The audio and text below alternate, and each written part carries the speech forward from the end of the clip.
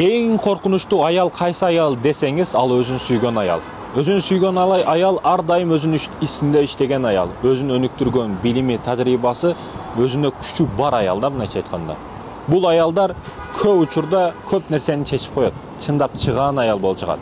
Андан чыккан балдары дагы өзгөчө бир кесиптин ээлери, өзгөчө бир даражаларга, өзгөчө бир бийликтерге жеткен адамдар болушат. Ошондуктан да өзүн сүйгөн аял самолетто бекеринен өзүңө жардам бер, андан кийин балдарыңа жардам бер дейт го. Бул дегени өзүн сүйгөн аял. Бизде көп кыргызчылыкта апаларыбыз тамак кылган учурда дагы этини дагы башкасын да балам деп жүрүп, өзү начар, өзү оорукчан, өзү жаман абалга түшүп калат да. Мунун натыйжасы не болот? Айтайын дегеним, өзүңдү сүй. Өзүн сүйбөгөн адам башканы сүйбөйт дегенде сөздө кандайдыр бир деңгээлде чындык бар да. Өзүн сүйгөн аялдарды карасаңыз, жок дегенде эки тилди үйрөнгөн, диплому бар, окуган, башында билими бар, тигүү болобу, бычуу болобу, өзүгө керектүү нерселерди көп нерсени үйрөнүп койгон болот да.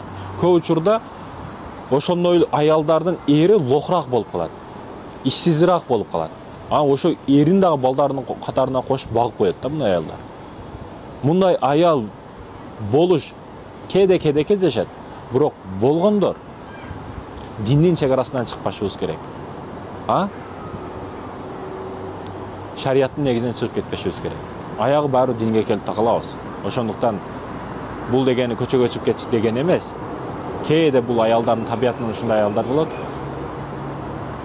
Динге бекемирээк, динге катуураак аракет кылышыбыз керек. Илимге катуураак аракет кылышыбыз керек.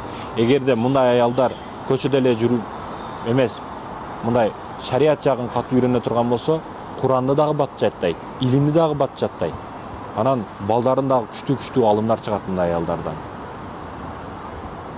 Ошондой аялдар булар кыйын аялдар.